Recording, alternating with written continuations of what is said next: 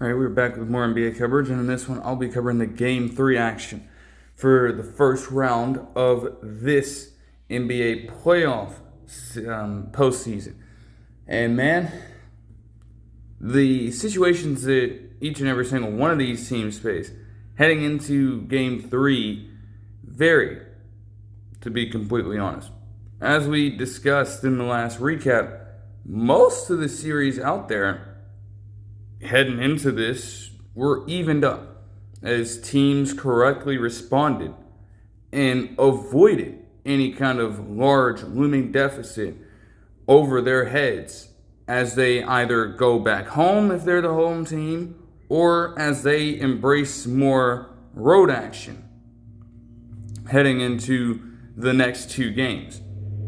Getting that second game can be key. Of course, though, in a playoff series, you want to do everything you can to keep momentum on your side. So could some of these teams, if they won their game twos, could they string it together for another consecutive win? Or would they collapse in completely idiotic fashion? The jury would be out there in regards to how each and every one of these teams would perform. But most importantly, could they find some semblance of an exploit in these game threes to pick on into oblivion and make some defining adjustments that could completely shift the entire outcome of the series? When it comes to this game right here, and disclaimer for most of this round, most of these games were not able, on my end, to be consumed live. Now, I don't say that to take away from anything, because I'll still talk about it as is after watching all of the highlights for these respective games and trying to keep up with the flow of how they went. The Raptors, they did not fuck around. As is typically said, until the road team gets a win in the series, you typically don't have a strong one. Yet, for the Raptors, they were staring down a barrel, backs against the wall, in danger of going down 0-3, and almost no one, virtually nobody ever, in a 7-game series comes back from down 0-3. They had the home crowd behind them, heading back to Toronto for this. And although it took a little while, they may have found a light at the end of the tunnel. Now, this game started out with them from the opening tip, just trying to make life a living hell for both of Donovan Mitchell and James Harden, who had done a great job, as we discussed through games 1 and 2, being the initiators of an offense that is just so free-flowing. You have Mitchell for the scoring responsibilities, and you know that he can provide that for you in the playoffs. Of course, now with Harden being there, that takes a little bit of the burden off, and he's also a much better facilitator. And so everyone else for these first few games, or the Cavs, have been able to just eat well against a Raptors defense that wants to make it much harder on them, and does have the talent to do so with how their resume is shaped up by the end of the regular season. It's not that they're a terrible defense at all. The story of this series has been how they've just continuously been outpaced. Not at least at the start of this game. They got their foot on the gas pedal and they tried to space things out a little bit. The 6-point lead at the end of the first quarter isn't necessarily a lot. And you still have to close the deal. Against this Cavs team, that kind of start meant everything. Although with such a good offense, it was only a matter of time before the Cavs started to work back into it themselves. And you have to understand that with the limits they were imposing on Mitchell and Harden, because they were everywhere, their defense was flying all over the court, making sure that anybody else outside of those guys beats them in this game in order for the Cavs to earn the right to go up 3-0. And so they started to have that response. Jalen Tyson has been a very productive player off the bench for the Cavs this season. And so he was able to come right in and make a few key plays for them to inch this deficit closer and closer as the second quarter was nearing the halfway mark. Ultimately, it would take a little bit for them to get within a tie, but you had Max Strus eventually get there, making a free throw after getting in a pretty crazy three-point shot to bring the game within one in the first place. So they, after those early struggles, had some of their players step up in key moments. Still, it was Colin Murray-Boyles and Max Strus on the other side for the Raptors in the second quarter, keeping them steady. Consider that the entire conversation around Colin Murray-Boyles coming out of this draft class was that he was an undersized center-style player whose style of play at South Carolina wouldn't necessarily translate to the pros. But here he is in this game, hustling his ass off. And even despite his small frame, using the sheer athleticism he possesses as a player to get up and make some crucial plays at the rim to buy the Raptors extra possessions and get them scores they needed to match. So at the end of the first half, it was a tied game. But you could tell that the Raptors were establishing a little bit more of their own control of things. Something that had been rare for them in this series. Especially through most of the first two games. Now, you always have to watch out for these third quarters, and they were able to weather the storm relatively well, despite the struggles of Brandon Ingram still to this point in the series. Barnes continued his all-around play, and so did R.J. Barrett, commanding that role as a secondary scorer and handling that job pretty well. It's something that hasn't always been the case for him.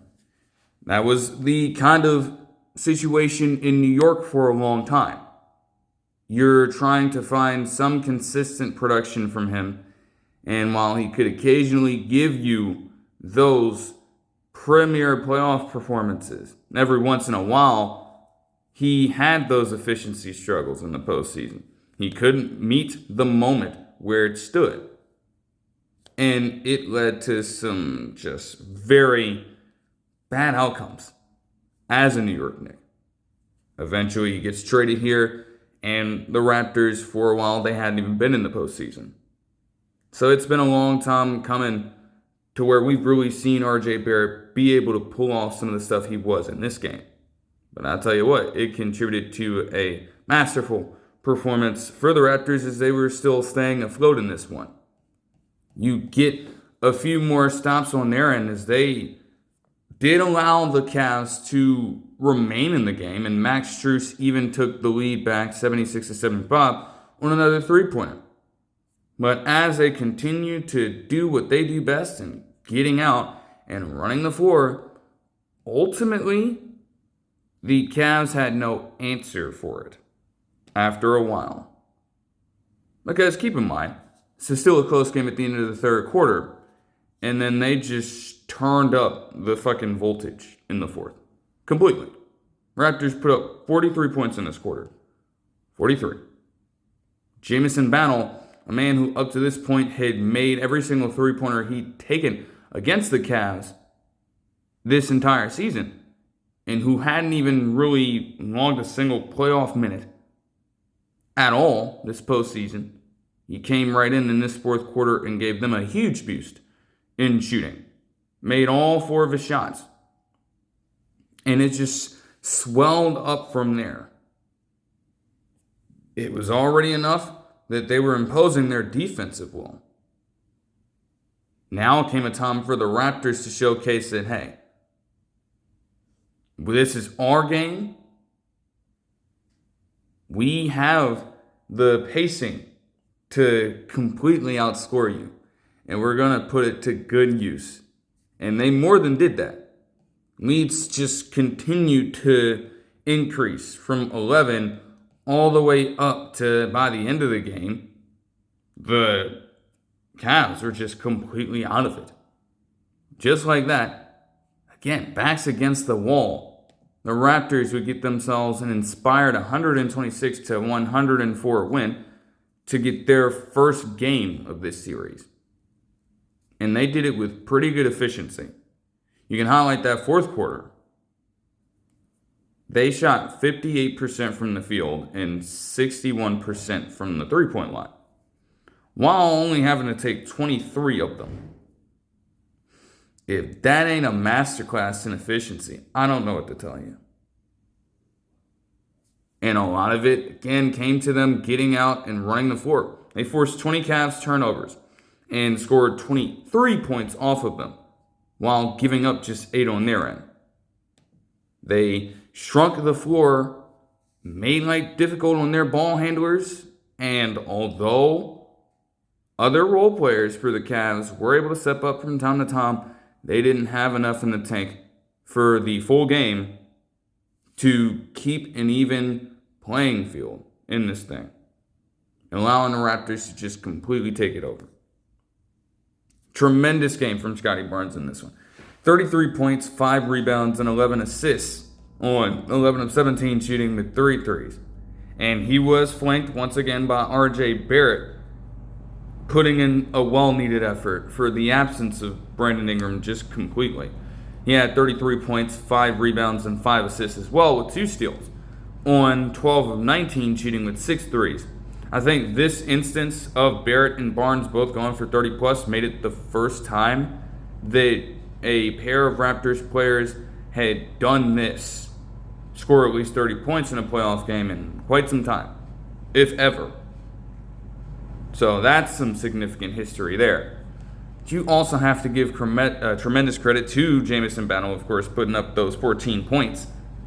How about Colin Murray-Boyles? Like I said, coming in as a rookie, being asked to take that load against guys like Evan Mobley and Jarrett Allen with the defensive players that they are and how strong they are on that side of the basketball, and still put in his own effort for 22 points and 8 rebounds in this damn game on an efficient 11 of 15 shooting. Just an all-around great game played by the Raptors as they now look to even things up in Game 4. As for the Cavs, Donovan Mitchell and James Harden combined for 11 turnovers. James Harden had 8 in just 4 dimes. And you can rest assured that anytime you see something like that going down, they didn't have a good game. That is a testament to the Raptors' pressure completely leaving him as inefficient as possible. And once that happened, everything else started to deteriorate from there. Evan Mobley, Max Strus, and Donovan Mitchell have 15 points each, but by no means did it come easy, especially in that fourth quarter. That's been the thing about the Cavs as well. Over the past few seasons, you can argue, they are a great offense. You are, in their position, most likely not going to succeed if you're only shooting 31.1% from deep. And they shot 45 threes in this game. Made up a large chunk of their shot diet. So that's always going to, again, completely derail your chances. They are front runners. This is kind of the same thing that has been going on, at least in this entire era, whether it was, Mitchell being there, whether it was Garland being there. The way this team is structured and the way that they performed in the postseason, typically, they have to have a secure lead, or they aren't going to really be in some of these games and have a lot less of a chance to come out with a victory. That's just how this works. I don't know what it is with them. In some cases, with what Jared Allen said about the lights being brighter than he expected, it can be a mental thing. They have the talent, but for one reason or another, they just can never get over that hump. And while this is only one game for Cleveland that has been dropped here, they are really going to look to try to get out to a much faster start in Game 4. Because if they were to allow Toronto to keep them in a torture chamber for that stretch of the game and force them to play their style of basketball, Cleveland could very quickly be in trouble. But I digress. To move into the next game on the docket, to be brief, you have the Hawks and the Knicks going at it again for Game 3 with Atlanta all over it. The crowd was filled with fans. Shit, they probably gave some people the day off just to prepare for the game. That's how excited people were for this Game 3 between these two teams. And the Hawks delivered for the most part. I was tracking this game in real time, and I'm saying, hey, I know the Hawks can do this shit. And they were proving it. They had a 12-point lead after the first quarter, and by the time I kept tracking it again, it just felt like they were always maintaining that double-digit lead of sorts. It got to a point where I'm looking at it early in the third quarter, and they're holding a 69-56 lead. And I'm like, hey, this is looking very good for the Hawks right now. At that point, Nickeil Alexander-Walker was still having a few struggles, but Jalen Johnson and CJ McCollum were having some much better games, especially Jalen Johnson, who had been struggling for most of the series to really find his shot. And as the broadcast kind of put it in Game 2 as well, going through the ebbs and flows of now being a superstar caliber number one option player on a basketball team, which is not something that Jalen Johnson, even with this ascent to superstardom, had been dealing with before this stretch of the season. And in real time, it had been Josh Hart again getting his number over and over and over again. Yet, by the end of these games, he still found himself, especially after that Game 2, on the winning side of things. And you already have him getting off to a much better start in Game 3. That looked very promising for Atlanta. Not to mention, Jonathan Kuminga was still providing you with a great punch off the bench to make up for some of those other lapses in performance. The thing is, you always have got to play with a sense of urgency, no matter how large of a lead you have, because no lead is truly safe. And very quickly, after I last tracked that at that specific score, from then on, the Knicks apparently went on a little run themselves as Karl-Anthony Towns just started to get very hot from the floor. And you also had Jalen Brunson, of course, factor into some timely makes to bring this game within single digits, getting it to as low as 4 points. That didn't last too long as the Hawks were still able to weather that a little bit. Hell, they even had Dyson Daniels make a three in this game, if you were interested to hear that. So they were still, for a while, kind of in the driver's seat. They had a lead as large as 13 later in this third quarter. It all came down to a fourth quarter performance here, which is how it typically goes in a series that has been this close, in a season series that had been as close as it was.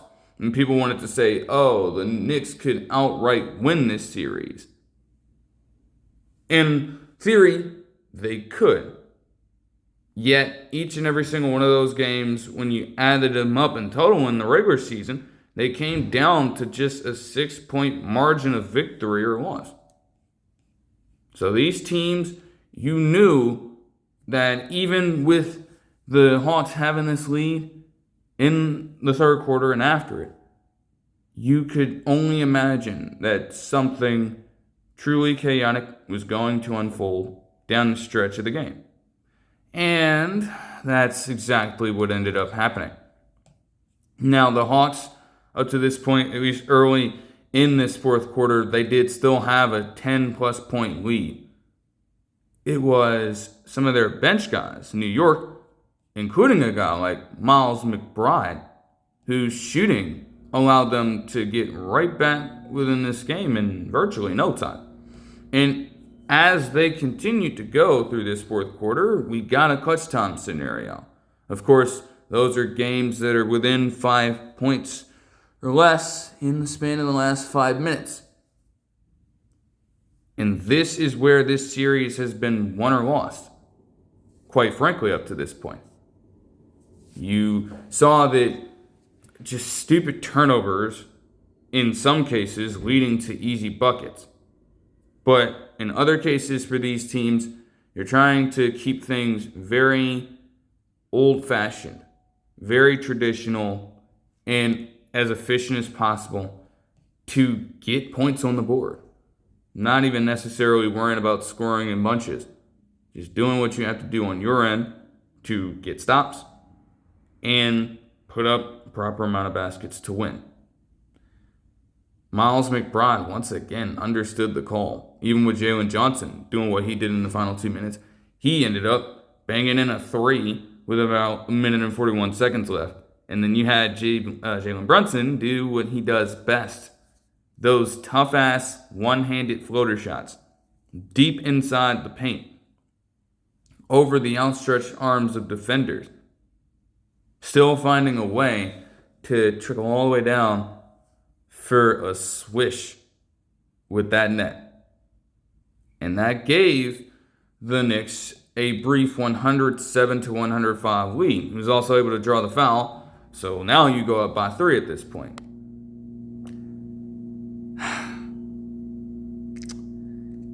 It's just so close every single time. And Karl-Anthony Towns did the right thing when he was able to get a block on this Jalen Johnson layup. But with the hustle, Jalen Johnson got his own putback in. Now it was a 1-point game. The Knicks still get the ball back. They have a chance to close it, and they don't need to rush any of their shots. Eventually, they're forced to settle with Josh Hart missing a three-pointer.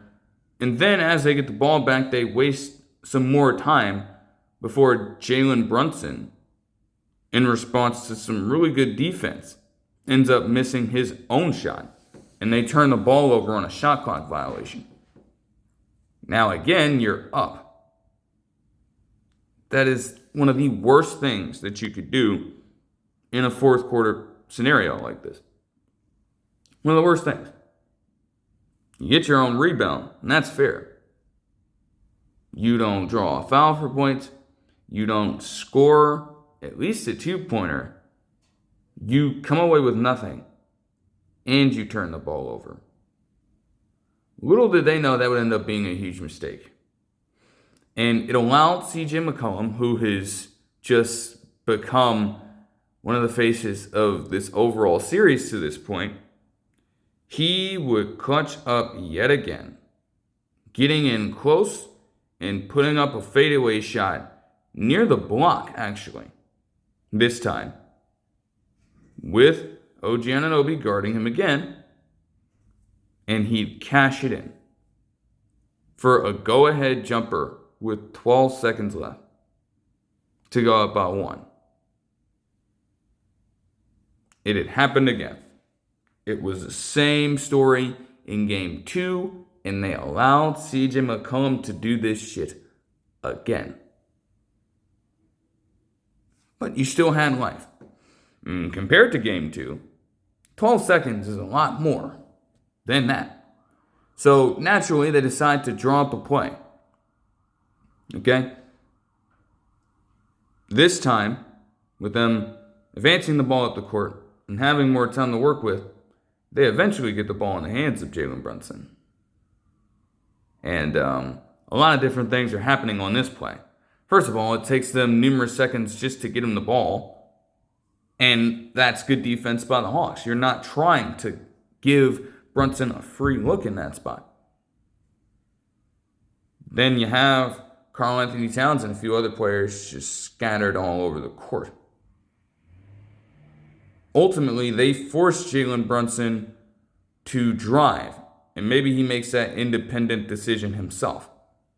So tell me why, as I saw this through highlights, again, didn't watch this game live, tell me why this man, Karl-Anthony Towns, is just puzzled out there, as if he's lost or something. He could have very well, from what I saw, at least driven with Jalen Brunson, in the event that if he missed, he could get a quick offensive rebound and a tip-in back.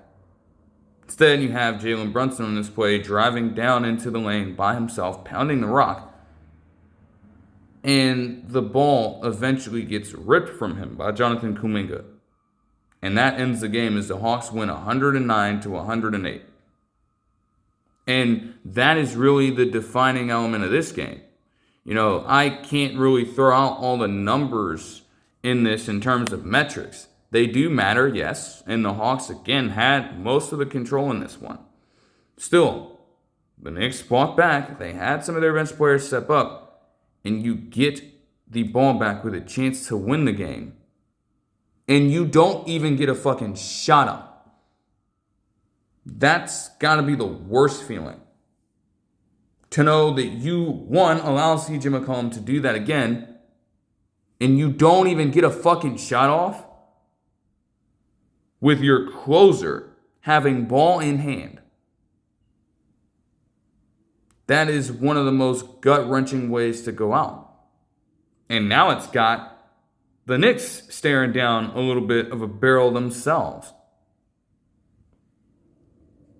But I digress. For the Hawks in this game, Jalen Johnson had 24 points, 10 rebounds, and 8 assists in this game, along with just 2 turnovers on 8 of 19, shooting with 2 threes for what was likely his best game of this series, I would say. CJ McCollum had 23 points on 8 of 19, shooting as well with a pair of threes. And Jonathan Kuminga off the bench had 21 points and 4 rebounds on 9 of 14, shooting with a pair of threes. As for the Knicks in this game, Jalen Brunson had 26 points, yes, but they are trying to put that man through hell, I tell you, especially with Dyson Daniels being the main guard. He did shoot 11 of 23 from the field, but also did not make a single three-pointer, going 0 of 5. In this game, you also had OG Anunoby be their main guy, which doesn't necessarily hurt. He had 29 points and 9 rebounds to go along with 9 of 16 shooting and 4 threes. Then you have Miles McBride again stepping up big time and giving them 15 points and 5 clutch threes. So then it leaves you with this question. Where the hell was everybody else? They've thrown a metric out there suggesting that Karl-Anthony Towns, through this game, had not made a field goal in clutch time. He had not made a field goal in the final 5 minutes of the fourth quarter with the game on the line And considering how close every single one of them has gotten, from my end, you just want way more out of a person you're commanding that much money to and who's supposed to be your secondary option in these moments than that.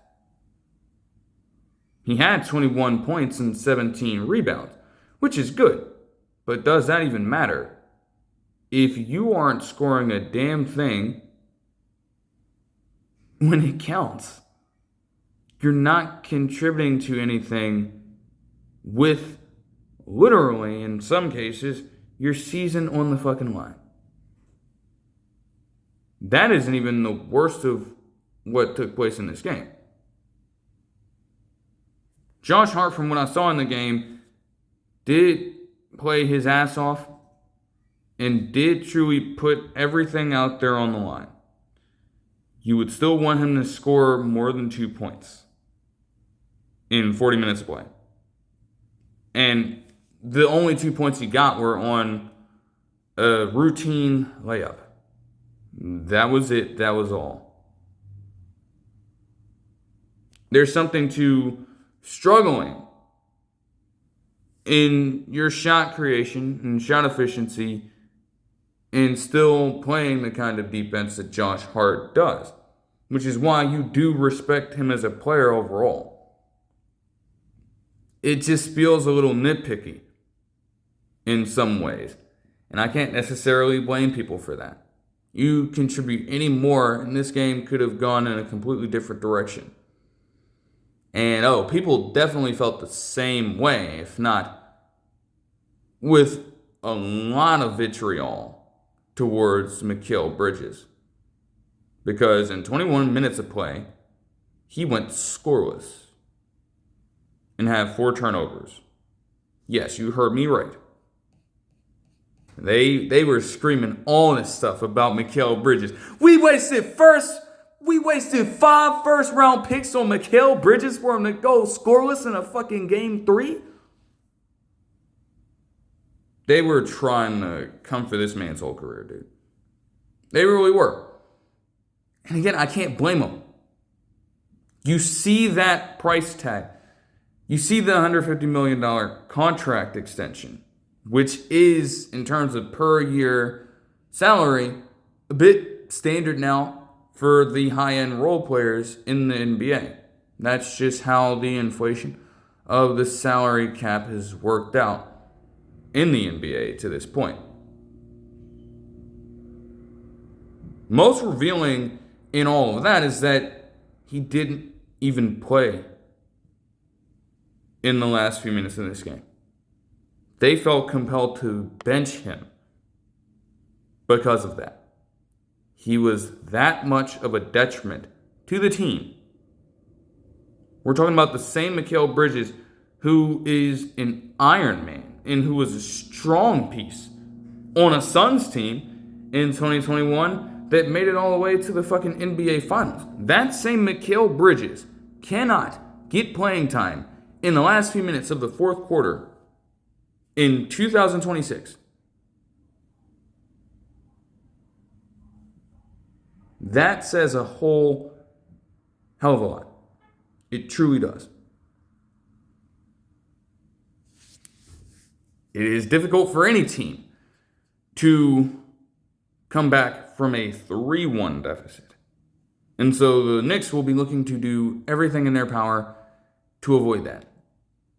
Genuinely. It is not a road that you want to travel by any means. Moving on to this next game between the Nuggets and Timberwolves on Thursday. Need I say more? Look, man. All I gotta say is, hey, after it, as I mentioned in that video, okay, Jaden McDaniels was talking his shit. He was saying that the Nuggets starters, and the entire Nuggets team for that matter, did not have good defenders. He called them out on that. Now again, he was well within reason to do it considering that the Timberwolves came back from a 19-point deficit in that game to win it late, with that surge of shooting in the third quarter especially. Emotions can run high. You can feel yourself a little bit coming off of a win like that. Of course, when you're addressing an entire team like that, they could use that as fuel and motivation to kick the living shit out of you. And so this would be a test. Could and would Jaden McDaniels back up his talk? In multiple ways. This game was never in question. It was never in question. I'm dead serious. This would go down as a wire-to-wire victory for Minnesota. Literally. They only gave up 11 points to the Nuggets in the first quarter of this game. And they were up 25-11. Then the same Timberwolves team put up 36 points in the second quarter. 36.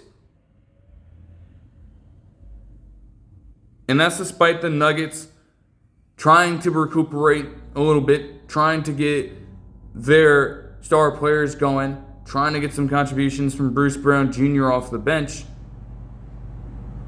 Unfortunately, especially for Nikola Jokic and Jamal Murray, they were rendered as non-factors. They were so terribly inefficient for their own standards. And they allowed this Timberwolves team to swarm the living shit out of them. It was coming from everywhere. You had Anthony Edwards barreling down to the rim and getting baskets. You had Dante DiVincenzo barreling down to the rim, getting baskets. You had Rudy Gobert clamping the shit out of everything defensively. Truly hearkening back to the point that this man is a four-time DPOY. And that maybe this narrative surrounding him has gotten a little bit out of proportion. Because this is what he is capable of at the end of the day. He just has not always been putting it to form. And then you had Jaden McDaniels putting up his own contributions on the glass and in the paint himself throughout this game. In a bit of a quieter role.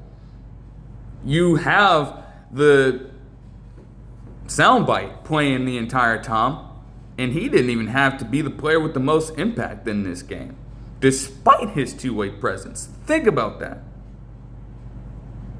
Julius Randle as well would keep the good vibes going, getting himself a nice shot at the end of the first half for the Timberwolves to go up by 22.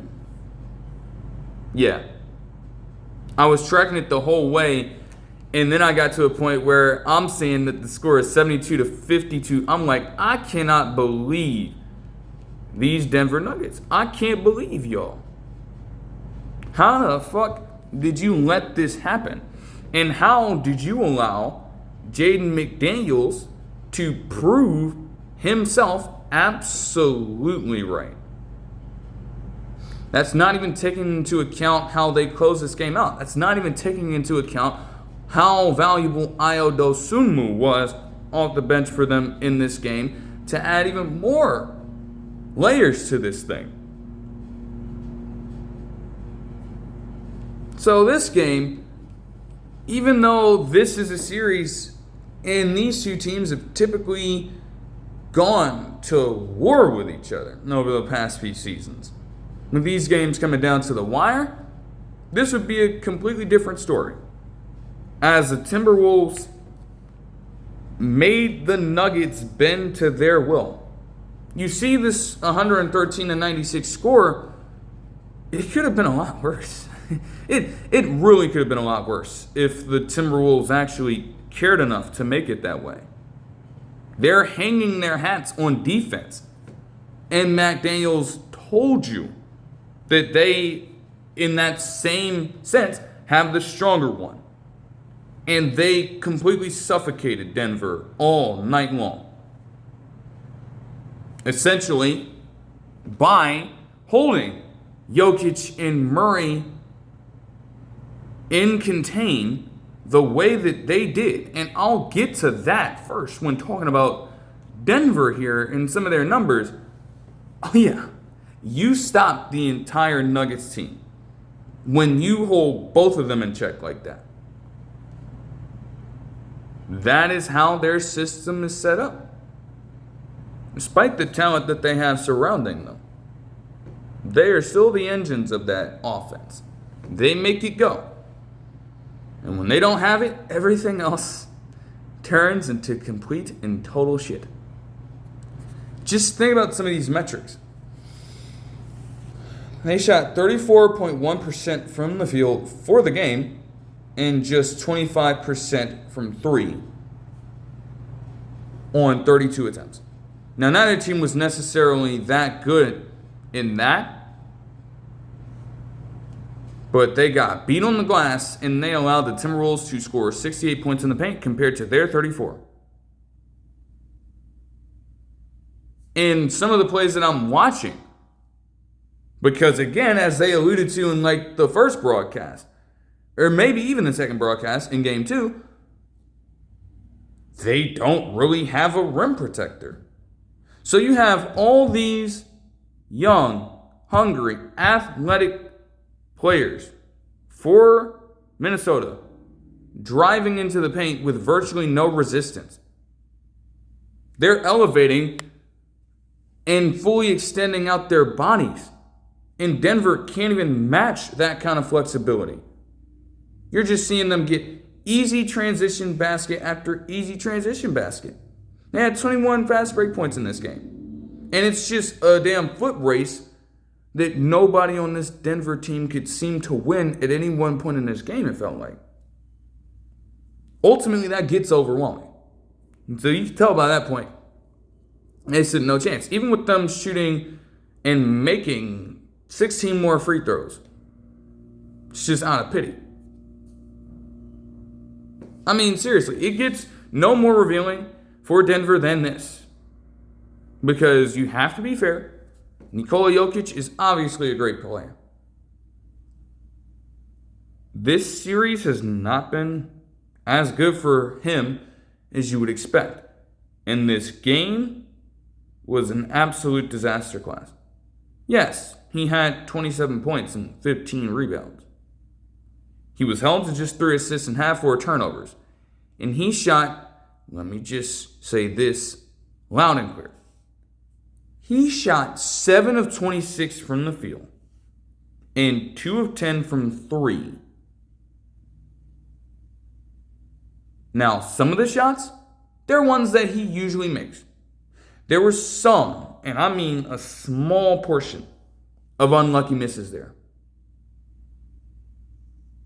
But most of them were a testament to how Gobert was actually clamping him up.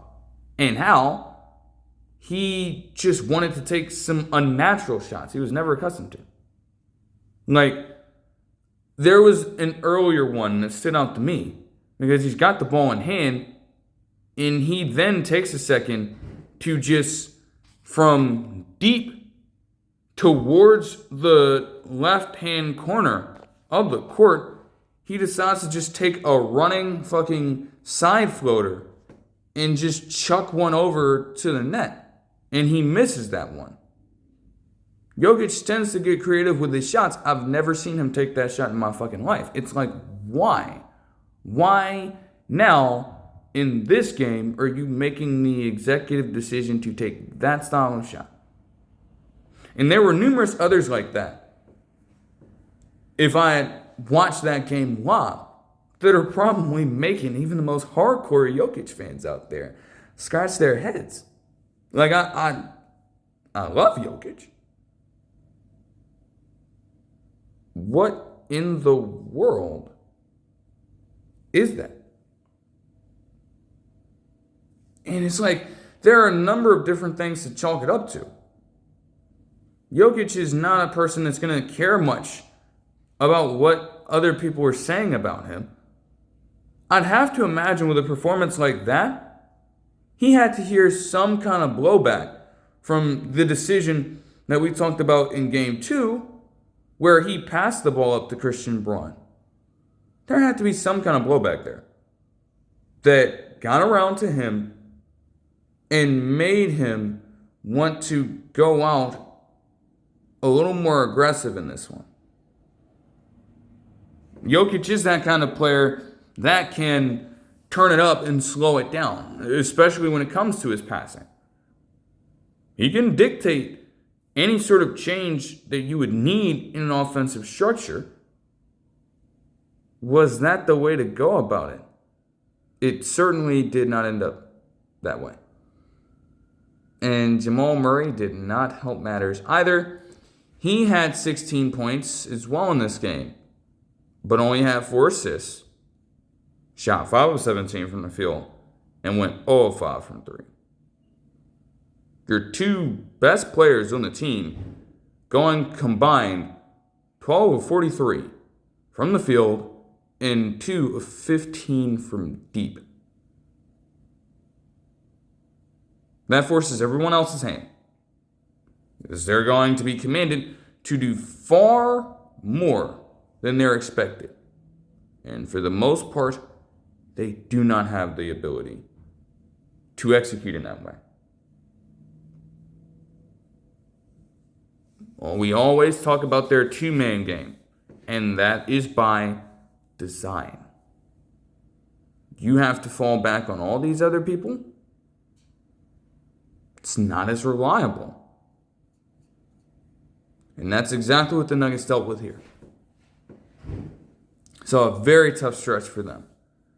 But as for the Timberwolves, it's a statement victory, especially in Jaden McDaniels' case. The man had 20 points and 10 rebounds without a turnover in the game following those comments. So he backed up his fucking talk, shooting 9 of 13 in this game and making a 3 as they slapped them and spanked them silly. It's also another slap in the face that when you look at Anthony Edwards here, who had 17 points in this game on 6 of 15 shooting, there are apparently reports suggesting that in the first couple of games, he was playing injured. They haven't needed Anthony Edwards to play at his best, and they were still able to now take a series lead by the end of this game 3. You serious? And you have Jokic and Murray on the other side having to overexhaust themselves, especially with what happened at the end of game 2.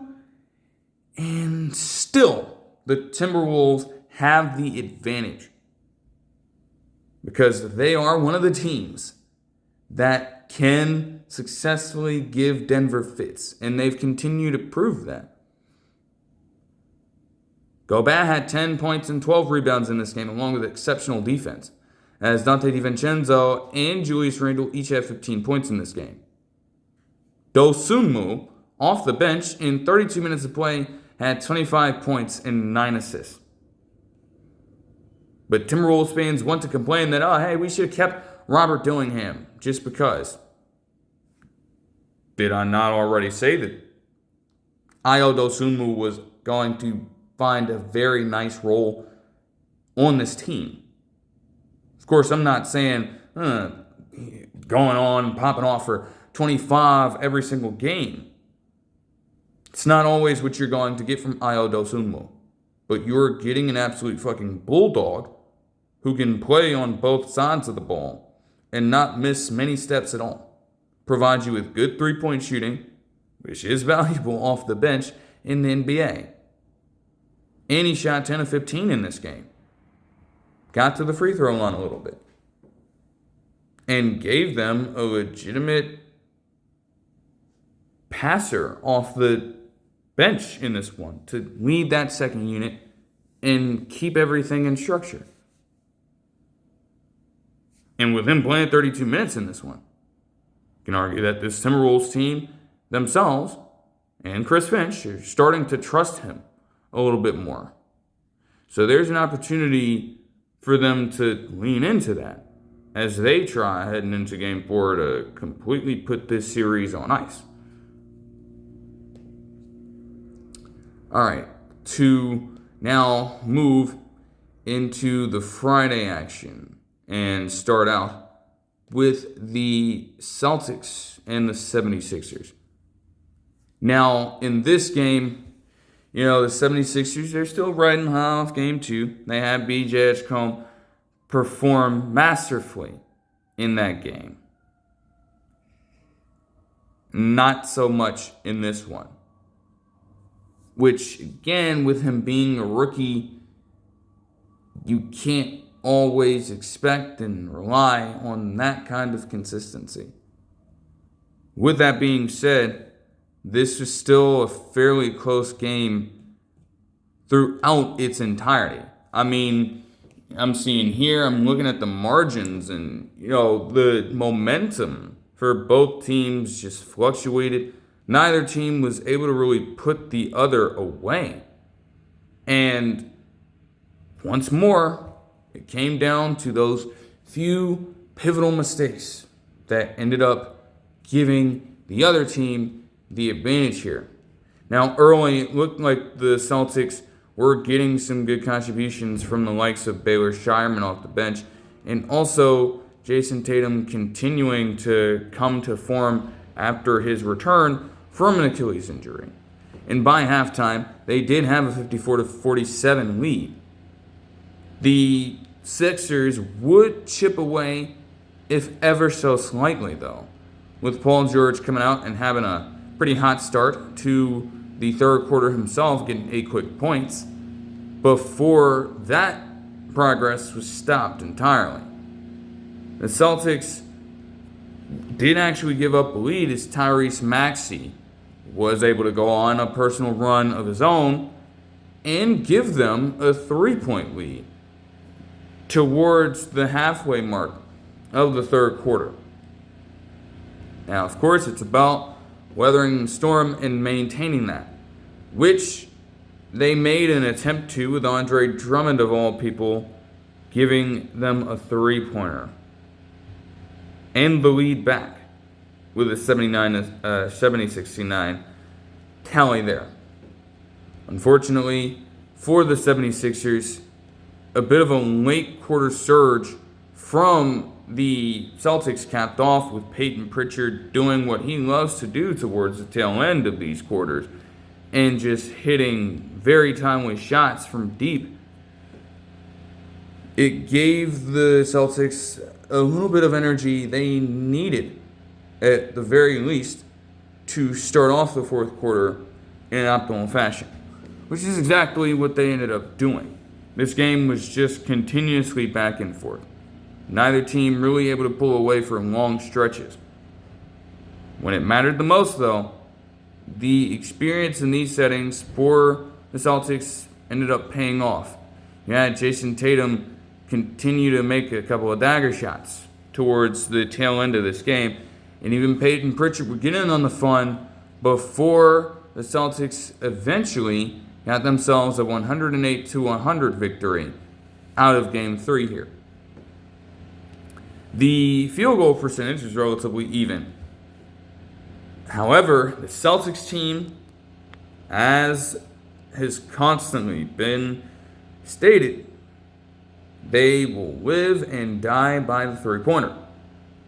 And in an 8-point ball game, despite the 76ers themselves doing okay from range, they went 20 of 47 from deep and made 8 more.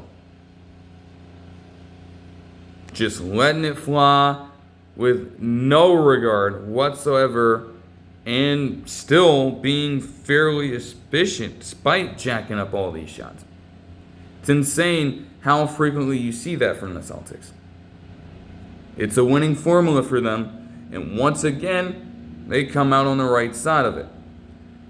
Jason Tatum and Jaylen Brown both had 25 points each as they gave themselves the, I think, 4th place all time for most playoff games with each player scoring 25 or more.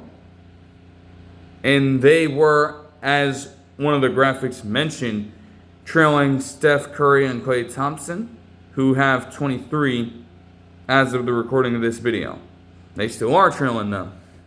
It just goes to show, man, when you have that go down, it's going to be from a couple of different ways. When you look at Klay and Curry and Brown and Tatum as well, they started this out at a very young age. And they've been with the same team for nearly a decade now. So that's how you build up a resume like that over time. Or you have scorers who are just so damn good that you have them go off on a run in like consecutive years where they just light it up on the scoreboard in this your turn, my turn system. It's far less praised, but it is possible. They are modeling it the right way, and it has got this team on an absolute roll. Where, again, this was supposed to be a down year for the Celtics, mind you. Not anymore. Not at all. Peyton Pritchard also had 15 points off the bench with 5 threes. As for the 76ers, it was Tyrese Maxey, who had 31 points, 6 assists, and 4 rebounds on 12 of 31 shooting in this game. Jeez. Paint points were hard to come by. And that's kind of how the Celtics want to operate. Once again, he does have the speed to get downhill, but once he does, he's being confronted by a multitude of bodies. Maxine has now garnered enough strength to at least fend off some contact and still get his own open look. But not when you have 2 or 3 bodies just meeting you simultaneously in the same spot of the floor. That is just difficult for anyone to really overcome. Paul George had 18 points on 7-14 shooting with 4 threes. Kelly Oubre also added 17 points. And again, VJ Edgecombe in this game just wasn't really the best. 10 points, 10 rebounds, and 5 assists for him on 5 of 17 shooting without a single made three-pointer. That's kind of the thing that the Celtics are living with as well. VJ Edgecombe did have a pretty decent three-point shot this overall season. The Celtics would much rather see him take those jumpers over and over and over again than allow him to get 2 feet into the lane or get a full head of steam and just use his athleticism to power and drive completely through other players. They resisted all efforts to that very early and often. And by that point, Edgecombe, still young in his case, did not have an effective response to it. So that's kind of expected in a way. Unfortunately for them, the 76ers have their own struggles with these deficits. And no, it's not just when Doc Rivers was there as head coach. It spans much further than that. And so if they wanted to avoid that, they needed to make sure that they could retain that outside efficiency and string together possessions in a much better way. Moving on to the Spurs and the Trailblazers.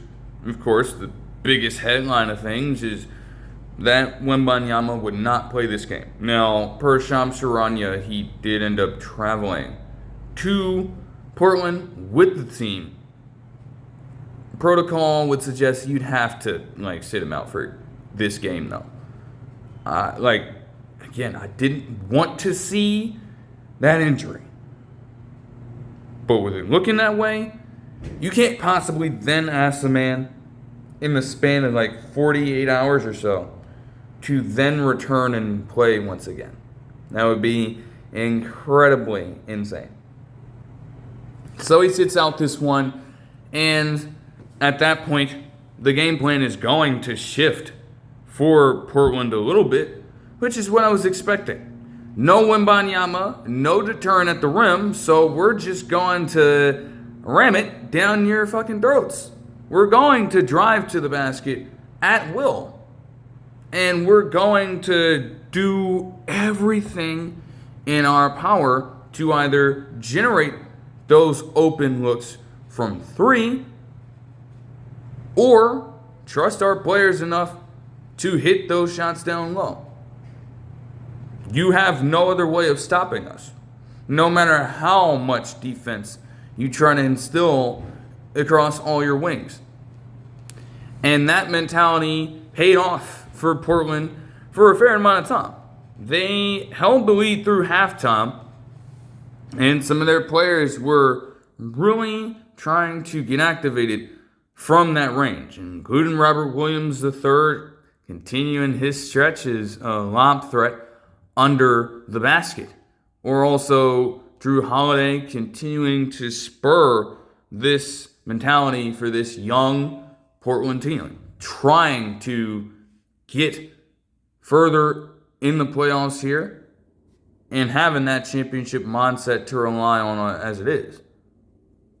Jeremy Grant, even, when you get here, starting to be a little bit of a factor himself, getting down to the rim, drawing contact, and getting a foul for a bucket and an additional point at the free throw line.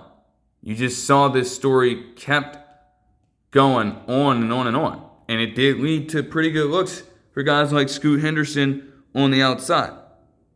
Now, the Spurs were still in the battle.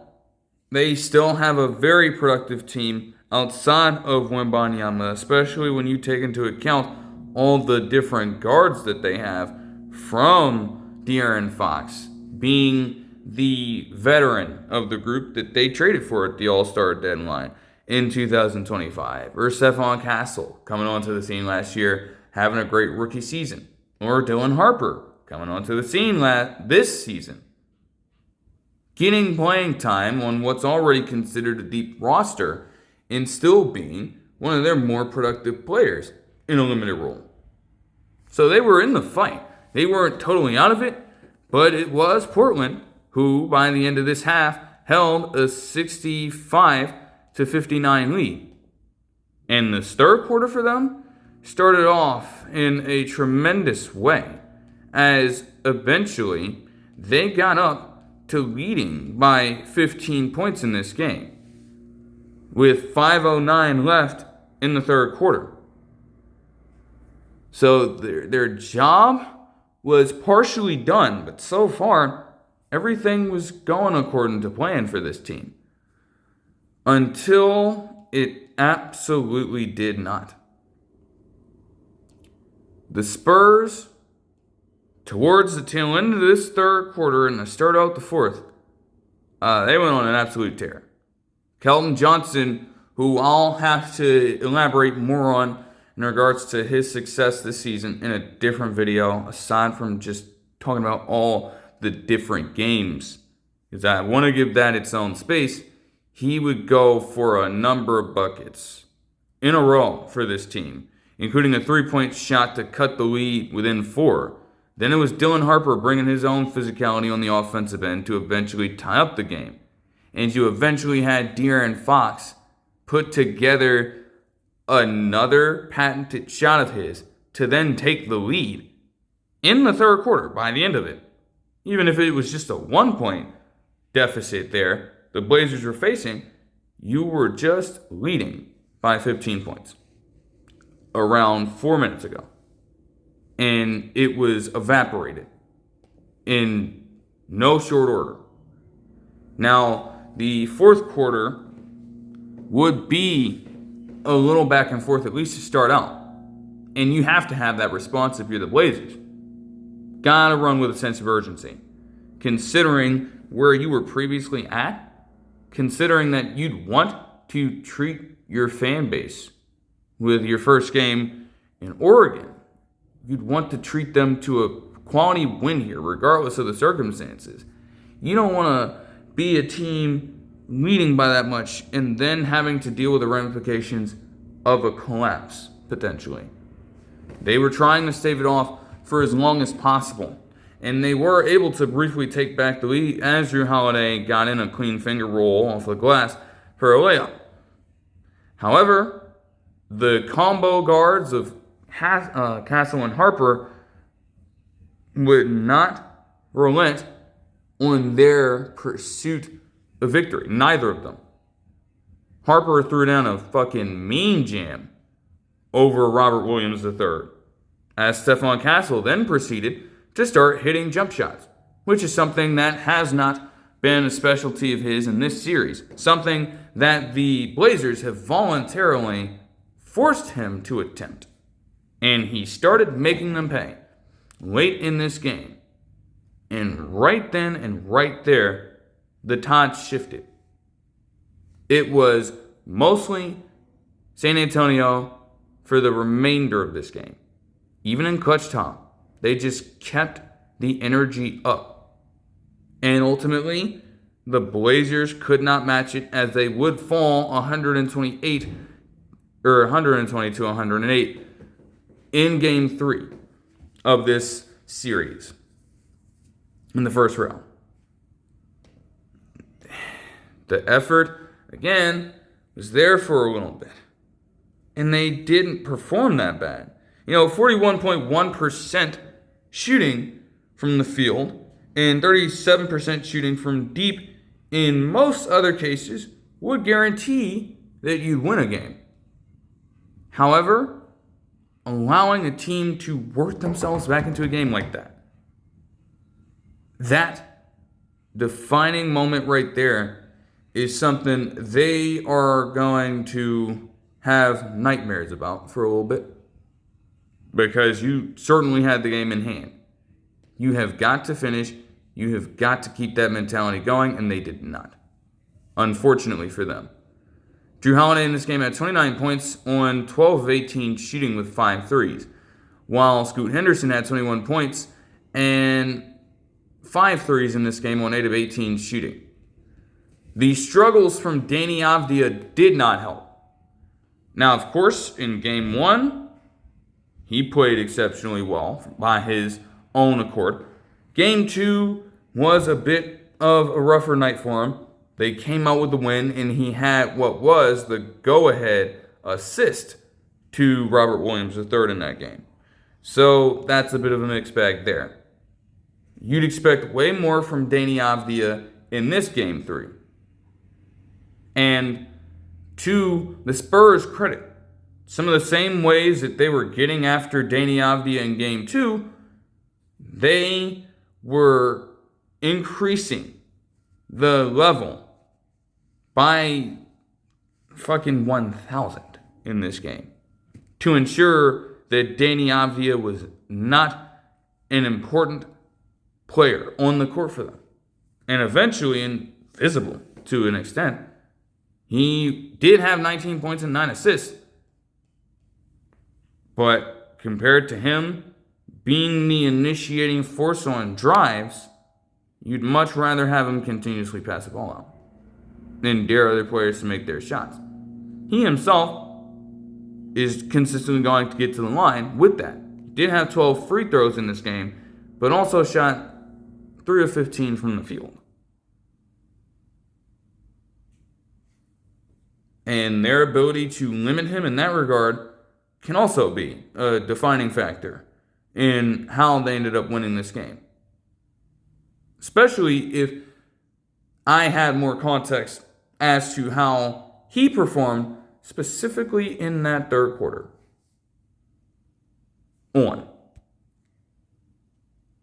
If I had more context on that, that would blow everything completely wide open. I digress.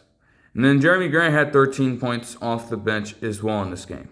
A very tough result for the Trailblazers indeed. It's a gritty win for the Spurs, though. And when it comes to Castle and Castle and Harper, rather, Castle and he became the second instance of players 21 or younger to each score 25 points in a playoff game, which was last done by Kevin Durant and Russell Westbrook. Dylan Harper also became the youngest player to put up a 20-plus or 25-plus point double-double in the playoffs. Just think about that for a second. Dylan Harper is only 20.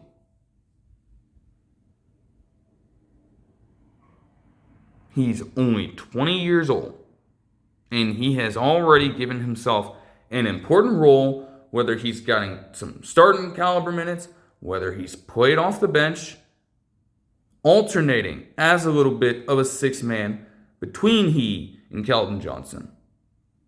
He's been that valuable already that they trust him to go absolutely nuclear in the second half of the game to get this win. They said that 22 of his 27 points came in the second half. And Dylan Harper shot 9 of 12 from the field, making 4 of his 5 three-pointers. That is an astounding game, to say the least. And again, when you see that from Dylan Harper, how many different ways do they have to display to you that they can win a ball game? It's not even taking into account that Stephon Castle shot 10 of 18 from the field, made 3 of his 4 three-point attempts, and had 33 points and 5 assists in this game. It's not taking into account that De'Aaron Fox himself had 18. Luke Kornet also has continued to be a valuable backup for this team, as he would still contribute 14 points and 10 rebounds of his own on 6 of 9 shooting, and even a three-pointer because he can space the floor, right? The Spurs team is incredibly deep. And this game, if none of the other ones, shows that in the absolute best way.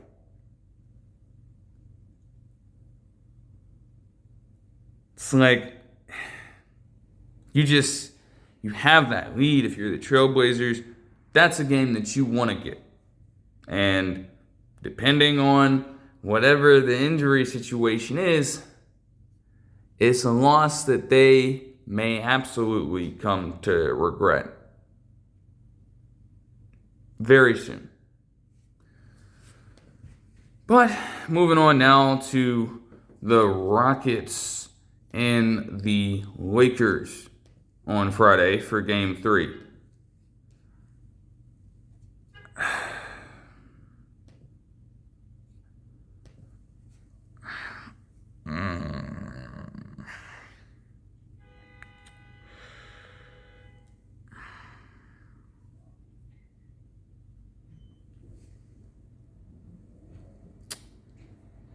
This was the game. This was the game, man. Oh my goodness. This was the time for the Rockets to truly attempt, at the very least, to turn this series around. This was the opportunity. Without watching it live, there were multiple moments in this game where it's like, wait a minute, maybe the Rockets actually have a chance here. Where was this all along? They're starting to control the flow of the game. They're starting to really kill the Lakers in terms of takeaways and points off turnovers. They're making this interesting down the stretch of the game. They actually have a chance here. They've got life all of a sudden. You had Alperen Sengun put on the game of his fucking life. You had Amen Thompson not worry too much about being forced to take three-pointers because they're still operating within this system of giving him shorter handoffs in the mid-range, and he's making those. He's getting to the free throw line. The team as a whole, they're retaining their physicality. They are actually striking fear in the Lakers a little bit. They haven't been completely infallible. That has been one of the things that have hurt the Lakers, is their ability to protect the basketball. And they were starting to get after it much better, especially in the second half of this game. Because even though the Lakers had a lead, they held a 63-52 lead at halftime. But that quickly started to crumble away. And before you knew it, the Rockets, in the third quarter, got as close as a point. Then, all chaos would break forth. All hell broke loose in the fourth quarter, where the Rockets did take a brief lead, nearing clutch time. Credits to Reed Shepherd for still being in a game without Kevin Durant, who was still out with injury, their best shooter. They're having the game of their lives to avoid going down 3-0, which is, again, something that is very difficult to do and something that is definitely not favorable in series involving LeBron James. But they were up. They were still imposing their will, and they still had themselves a brief lead. And it looked, for a second, like they were going to get the job done. Like they were going to finish this game. Because seeing it in the highlights, you have them force another turnover in a 4-point ball game, and Alperen Sengun's free to just run all the way to the rim for an easy dunk. And they're hyped up. They're feeling themselves as a team. They're golden. They've won this game. They did everything they needed to do to tough this game out. And they ended up, at least for a brief moment, with a chance to catch this Lakers team off guard completely. And then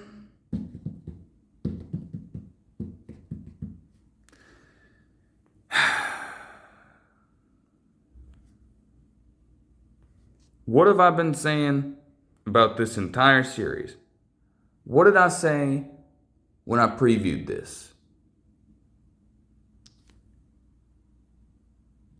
The Lakers are going to win this series because all they have to do is allow the Rockets to make their own mistakes when it matters the most. You have a 6-point lead, ball in hand, after forcing another stop. And you allow Marcus Smart to not only rip the Band-Aid off and steal the ball away from you on a shot that he was likely going to miss from deep range. You foul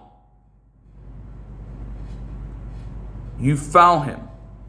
And again, I watched that in post. And I'm thinking to myself, I don't, yes, okay, Jayshawn Tate is an Ohio State man.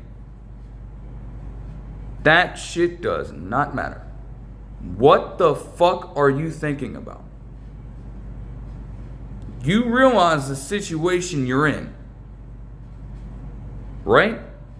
It's one thing in his spot as a defender on this Houston team to want to play with that over-aggressive mentality on that front to make teams uncomfortable.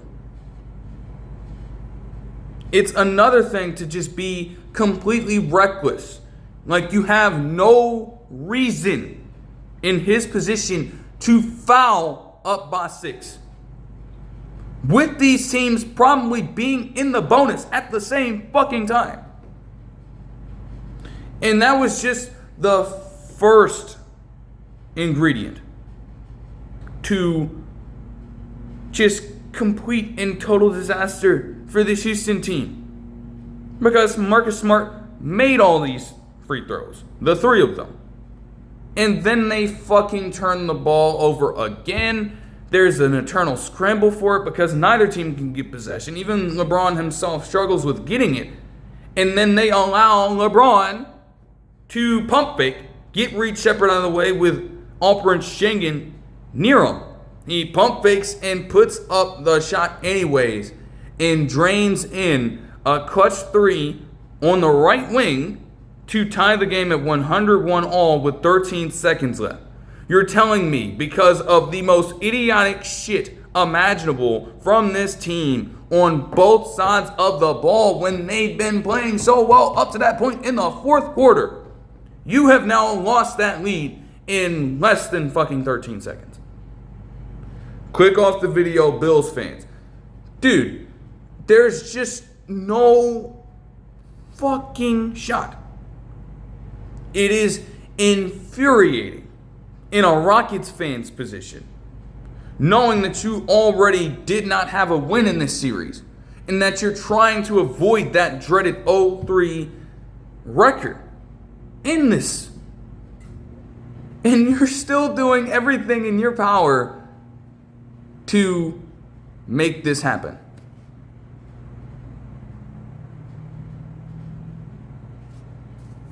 The last couple of possessions go about as you would expect.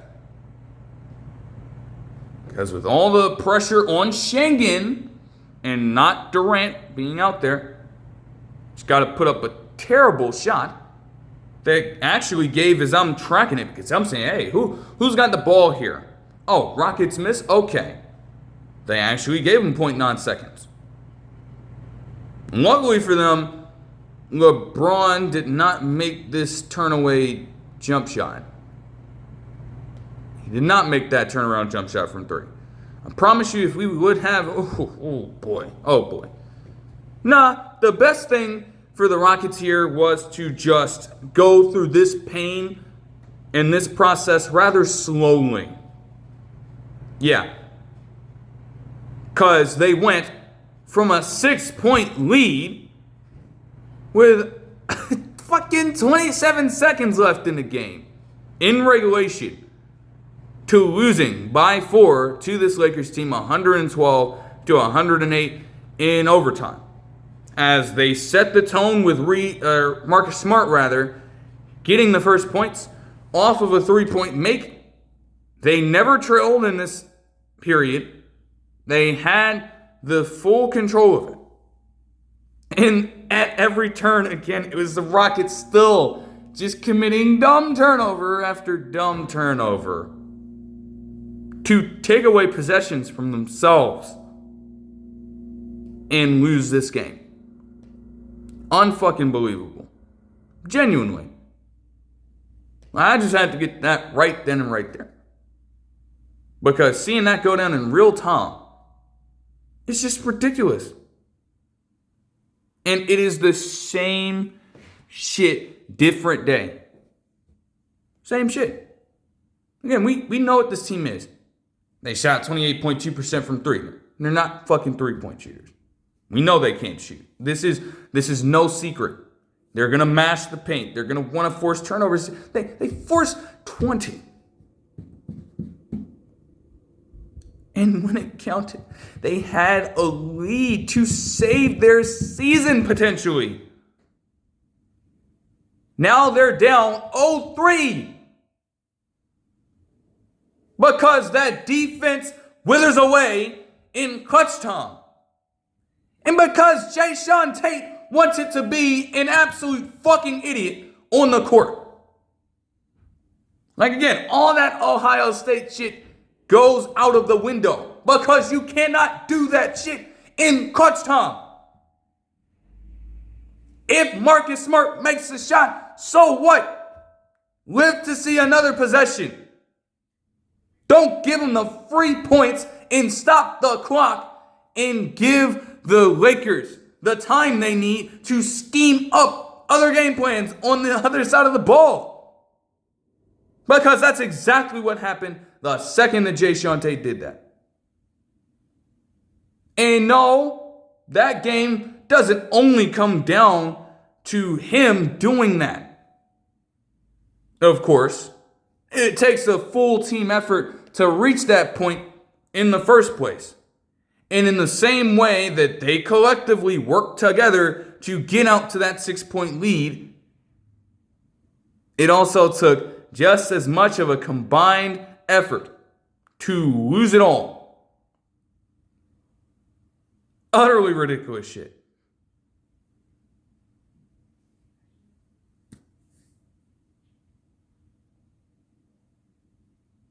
Again, Shannon in this game played the game of his life. He had 33 points, 16 rebounds, and 6 assists on 15 of 27 shooting. Amen Thompson had 26 points, 11 rebounds, and 3 steals and blocks on 8 of 14 shooting. And Jabari Smith Jr. actually had 24 points, 6 rebounds as well on 8 of 16 shooting with 6 threes after what he said about KD still needing to be that guy because we need him to be that guy regardless of the double teams. Okay. But he did his job, fine. Reed Shepherd had a bit of a struggle bus game as well between the turnovers and his 6 of 21 shooting. But he did make 4 threes, and some of them did come en route to the run that got them out to that lead late in the fourth quarter. All these guys in their own way got them here. And they still could not finish. You could look at this in a number of different ways. As I'd say, it is the little things just coming back to bite this team in the ass over and over again. Because they literally have nothing else they can rely on. You want to know how exactly I know that? Each and every single one of these guys played more than 44 minutes in a game. Each and every single one of them.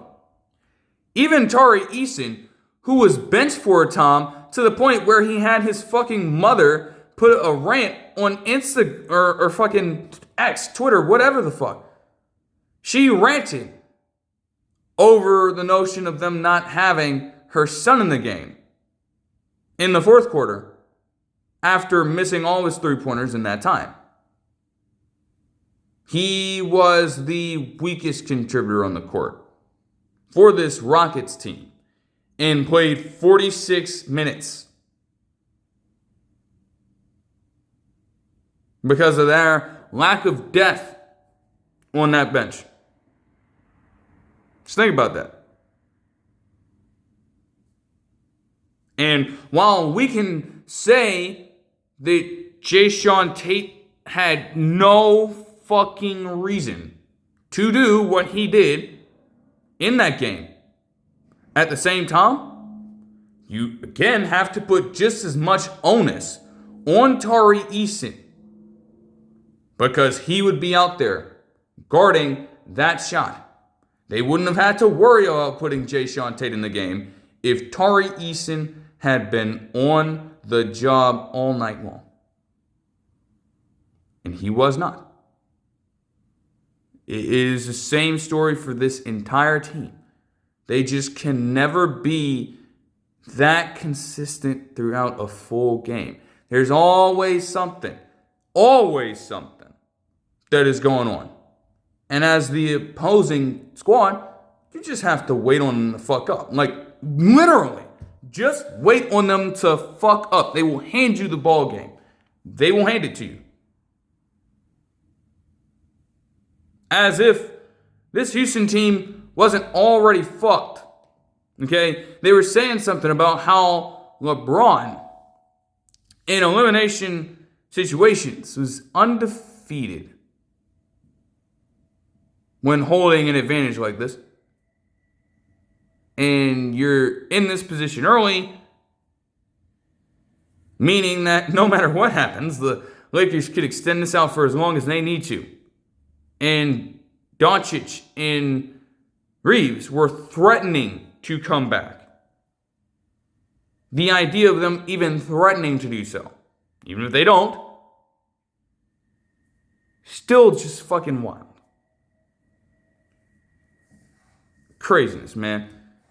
Just unbelievable, dude.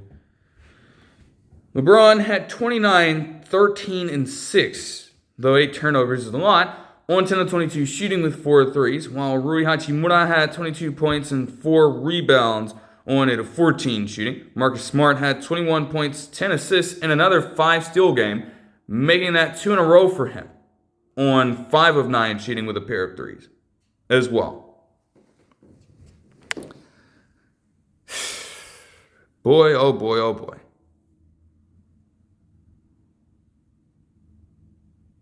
It is not looking too good for... It's not looking too good for the Rockets, man. It's not. I run out of different ways to say it. This is only game 3, mind you. They just they don't stand a chance. They don't stand a chance. No matter what happens. They do not stand a flying chance against this team. And that's crazy. It's crazy. Like, yes, you're down KD. Sure.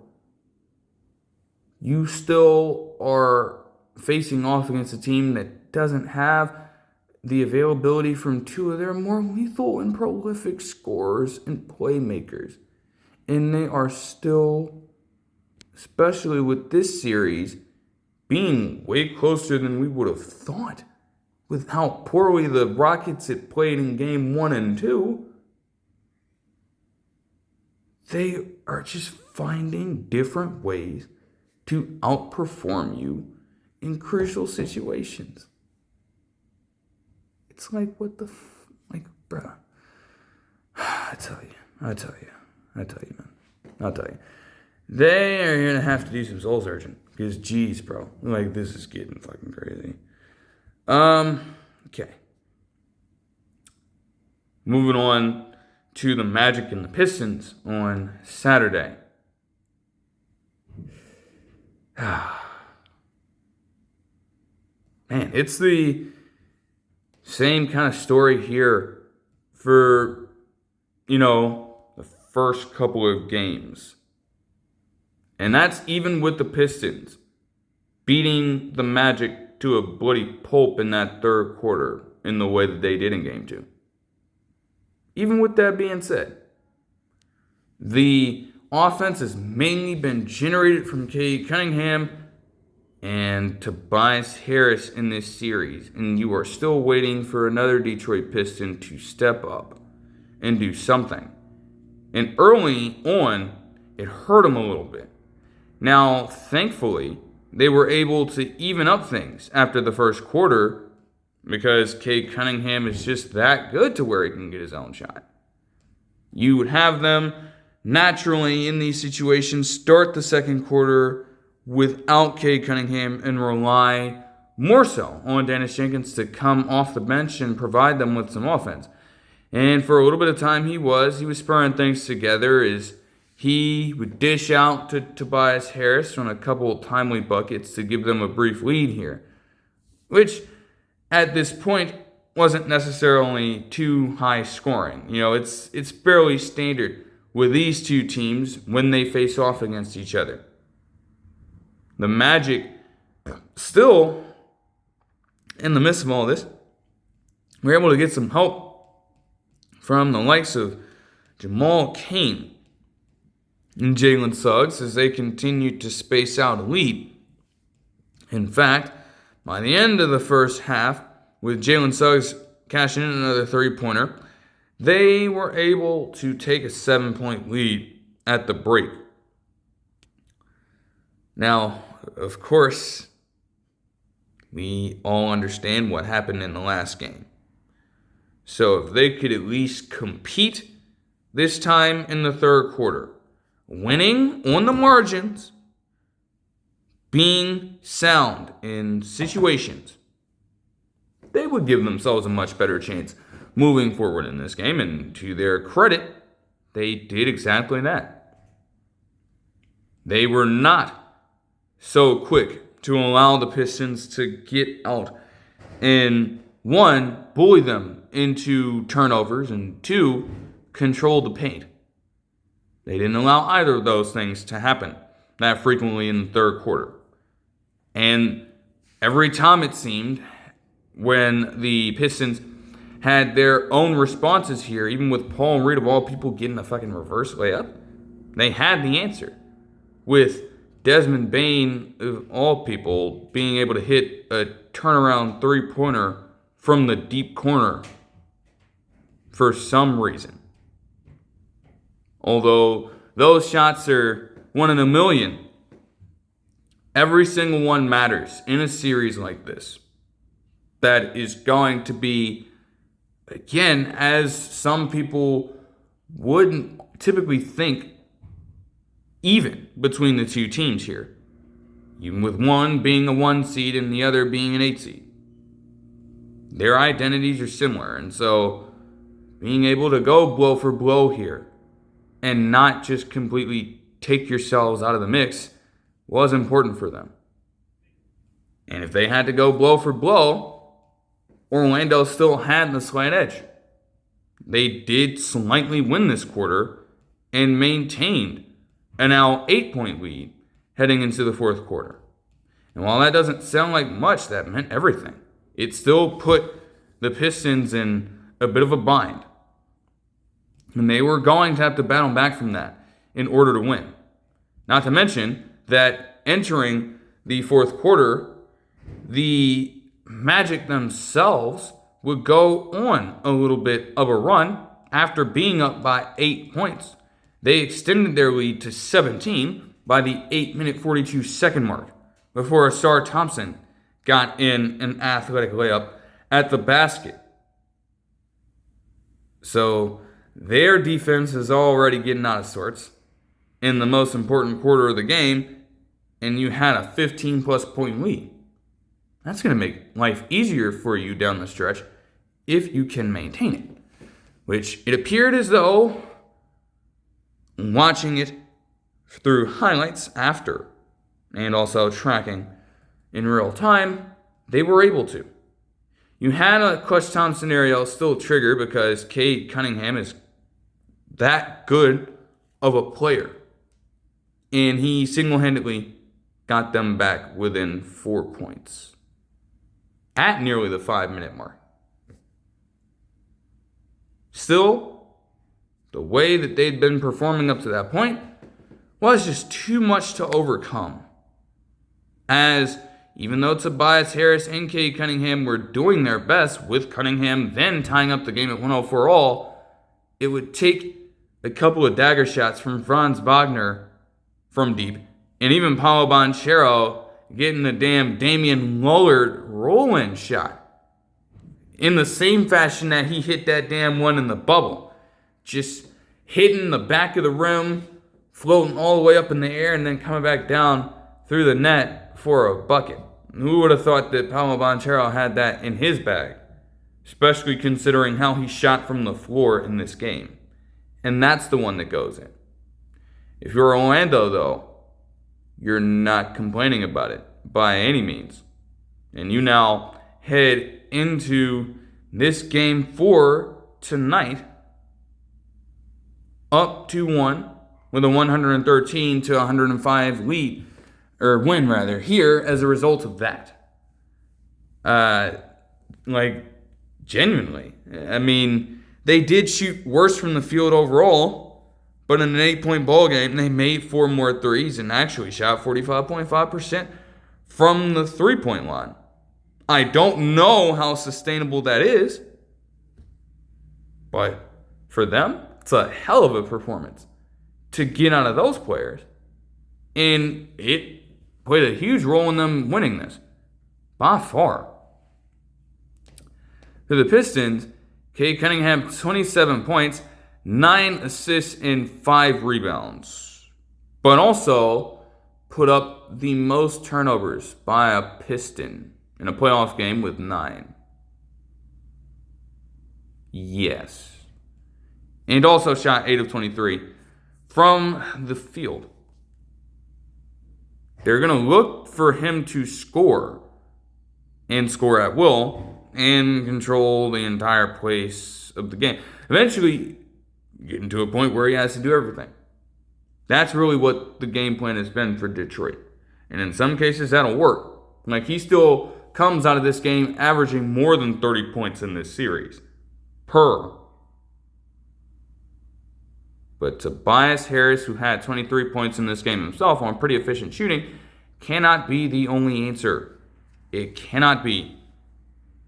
You have to get that kind of auxiliary production elsewhere. I'll tell you. Because at that point, I can't blame Cade Cunningham. If he's thinking that all of this rests on his shoulders, of course he's going to keep on fucking firing and shooting shit. They're playing as if it's just two players out there on the court. Everyone else has got to do their own part in this thing as well. Like, Duncan Robinson only provided 10 points. And Jalen Duren as well. It's like, dude. As good as Jalen Duren has been as a player for Detroit this season, a 3 of 10 performance when he is strictly set to take layups or lob passes or dunks in the painted area is inexcusable. And not only did he only have 8 points and 9 rebounds in this game, he fouled out in 27 minutes. I don't know what it is, but that has to improve.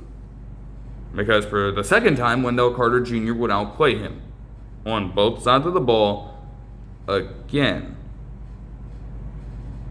And what do you know? In both of the games that the Magic won, you had Carter Jr. get the advantage in that particular matchup. To where you had to have Paul Reed then come into the game full time. That is just not something that can be replicated. Not at all. As I said for him before, there's going to be a game in this series where he is going to have to elevate his play and flank Cunningham truly with a dominant performance. And it feels more and more like that game has got to take place sooner rather than later. So this game 4 could be very important for him specifically. We will see what happens. As for the Magic, Desmond Bane and Paolo Banchero had 25 points each, with Bane adding 7 rebounds and with Banchero adding 12 rebounds and 9 assists on 6 of 17, shooting with 2 threes. Bane also made 7 of his 3-pointers for his best game to the series. Of the series so far. He'd struggled in the first couple games. And now with him hitting those quality shots and spurring an effort where they were greater from 3 overall, that's kind of what you brought him in there to do. It's going to be a weakness for most other players. If you're reaching that kind of tear, then yeah, screw it. Keep it going. That's what we want to see. Wendell Carter Jr. had 14 points and 17 rebounds on 5 of 9 shooting. And Jalen Suggs also added 15 points and 3 assists on 5 of 12 shooting. So that's an impressive win for Orlando. And it, again, should most certainly motivate them heading into Game 4 on their own home floor. They will have to watch Detroit, though. After that kind of performance from outside, they're most certainly going to make them try to work a little bit harder and not give up so many open looks. I do believe, though, that the Pistons would still be willing to let them shoot open shots if it comes down to that. But that is going to fuck with your psyche a little bit. Especially if they're going to make you pay for it in the way that they did on Saturday.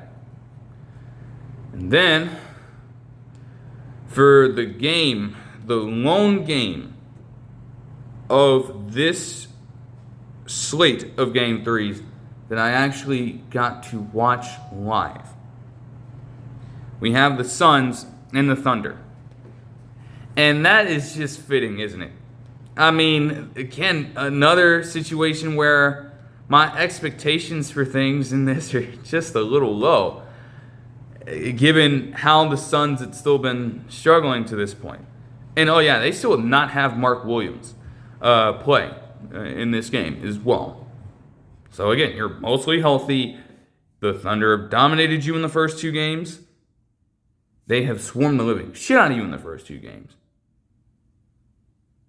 I already had come to the conclusion that this series was just over. These other games are just formalities and shit. I even said it in the first recap for Game 1 action.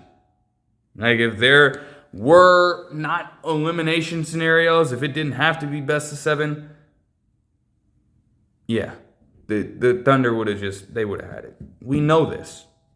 Still, the games are to be played for a reason. And any number of things could still take place. We've seen Wilder and Phoenix for this game. They were at home. Their crowd, although Thunder fans now, with them reaching the status as a team, are probably going to travel a little bit. You've got a fair amount of Suns fans in the locale willing to step out, pop out there, and support their team. So, anything was on for this game. And it felt like the Suns took that energy on a little early. Now, granted, they struggled to force SGA to miss for quite some time. And I'll get to that in just a moment. Even with that being said, the Suns themselves, after a little bit of a lapse in the early first quarter, they did undergo a 17-4 run overall, as you had their defense kick in a lot better, with Iguodala, honestly, dealing back his own measure of revenge after just being completely bullied in the first couple of games.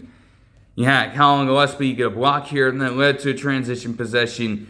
You had Jalen Green starting to hit his shots, and you also had them continue to have these weird rotations, leaving a few of their lethal shooters, like Colin Gillespie, wide open.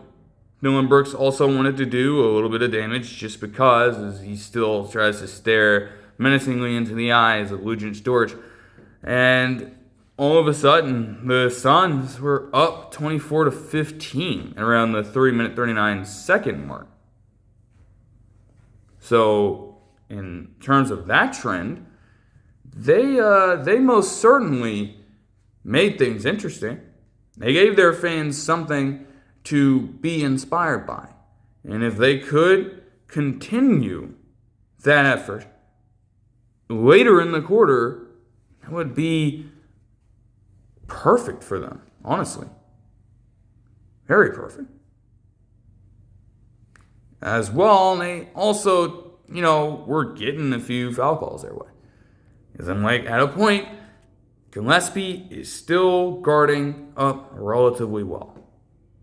And you just can't expect him to consistently do his job if these bogus foul calls are being made. They corrected that just a little bit, also contributing to this run. Still, this is not a Thunder team that you can hold down forever, because you have to play nearly perfect in order to beat them, and sometimes that may still not be enough. For this Suns team, the fatal flaw, as mentioned, throughout the entire season series for them has been their inability to protect the ball. And what do you know? Dylan Brooks' turnover leads to them cutting this within 3. They get out, they run, they get their points in bunches, and they just blow out teams. The fact that this Thunder squad still put together a run of 18-4 overall from the end of the first quarter to the start of the second quarter is just absolutely fucking ridiculous. And tells you everything you need to know about this Suns team and their own inconsistency, as if I hadn't already been stretching that point from the first game. From the very first one. You just can't allow a stretch like that at all. And this is without the Santa Clara Jalen Williams, who was the thorn on their side in the early half of Game 2. No, it was everybody else. It was A.J. Mitchell in a starting role, and it was them converting off of late rotations to create some open three-point looks and hit them consistently, especially Casey Wallace, towards the tail end of that first quarter. Now, the game was still close. It was not out of the realm of possibility for the Suns to win it. And, especially after that Game 1 performance, for them to remain competitive in these halves is all that they could ask for, to be honest. You had Dylan Brooks, as I noted, for some reason, spurring the offense, but it was working to an extent. He himself actually put together a personal run of 7 points in a row just for the fuck of it, to bring the game within 4 as it neared the halfway mark of the second quarter.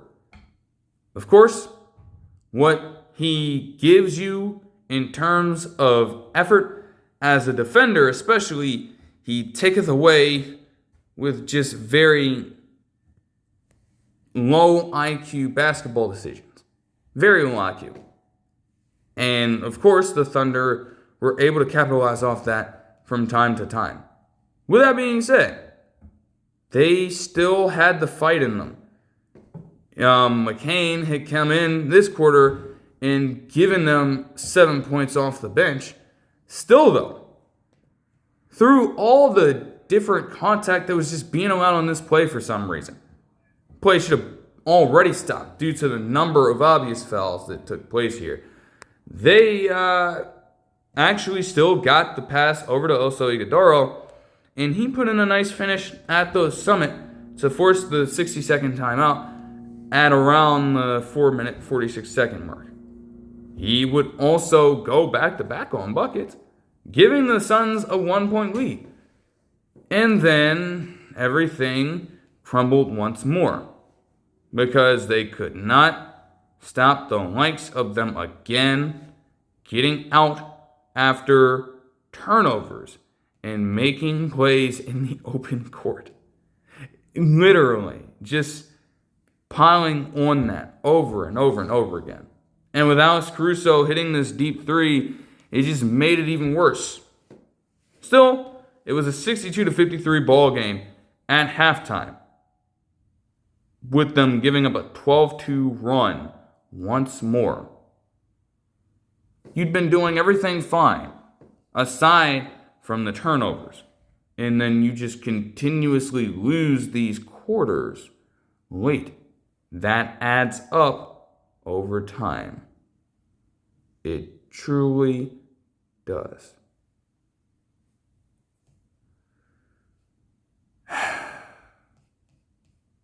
Then, yeah, shit would get chaotic. Honestly, I don't know how the fuck they overturn this. Because at that point, the Suns get a score, and you have Shai trying to establish himself for a possession past the half-court line, okay? This man just elbows the shit out of Colin Gillespie in the face. And the Thunder challenge it and a defensive foul is called on Colin Gillespie. So again, what is he supposed to do? I'm lost, man. I don't understand. And that wouldn't be the only time the refs would be involved in something that a particular player did not like. But to me personally, it's like, dude, what the fuck? He's doing everything he can. And still, with Shai in this game, he was just getting into the lane and making all the different plays at each and every single shot angle that you could conceive from that range of the floor. Like, hell, there was even a point later in this game where he draws the contact against Dillon Brooks and he says, hey, I don't need it. When you look at the footwork he was pulling off out there, and you look at the quality of these shots that he was hitting, you can tell that the talent is clearly there. And, of course, the over-abuse of the acting and the flopping gives him a very bad rep from that standpoint. But hey, still, the Suns were now down by 11 as Chet Holmgren and Isaiah Hartenstein continue to be terrors on the defensive end. But the Suns were not out of the fight. Not truly, at least. That is, if they could actually get a hold on the ball. The shots were being made. Even in the fourth quarter, the shots were being made. Jalen Green was okay from the field. Dillon Brooks was lighting it up, of all people. But there was a back and forth. Hell, heading out of the third quarter, this game was within 8 points. So again, still an opportunity for the Suns to close things out here. Still an opportunity to do so.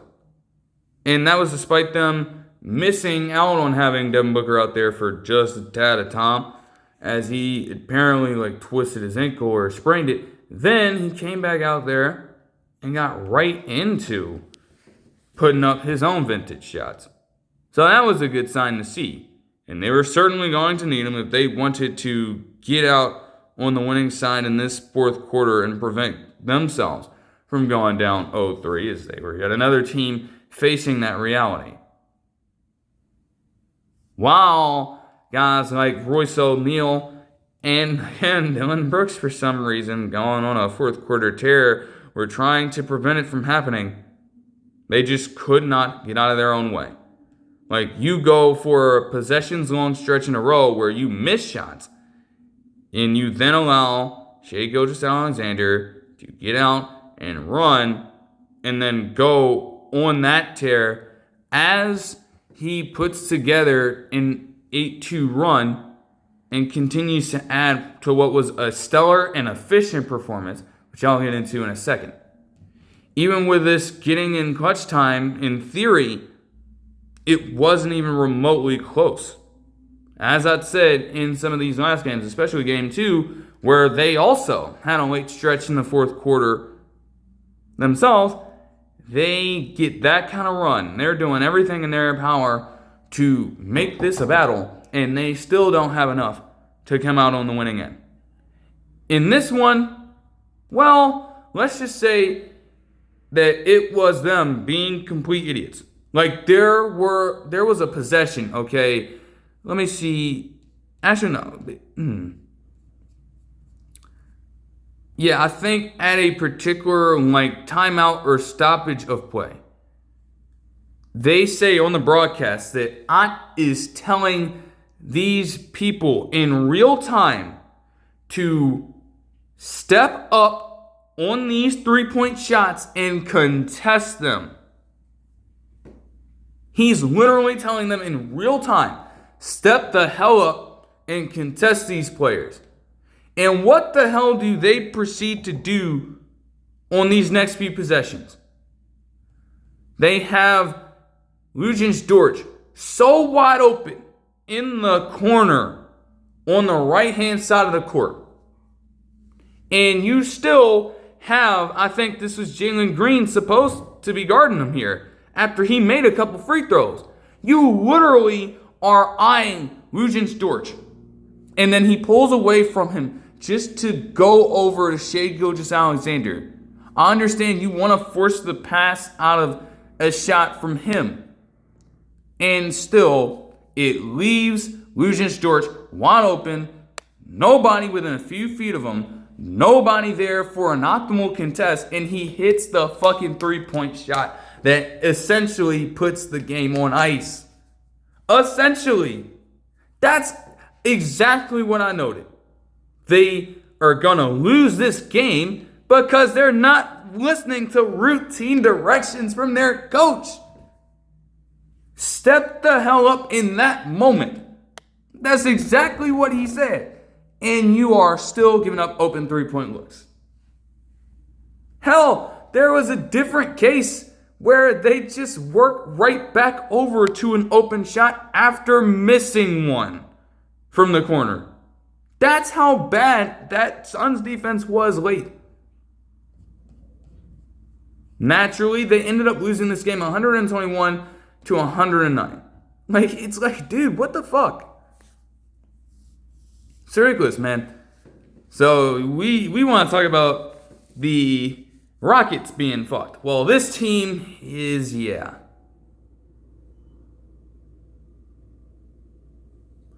Again, I don't really give a fuck about all that. You have some people out saying, oh, hey, with what Dillon Brooks is doing, he's probably having the best series of any player on this Suns team. With him putting up 33 points on 11 of 21 shooting, along with 4 threes and 7 rebounds, it is kind of hard to argue with that. And I find that to be incredibly ironic. Incredibly.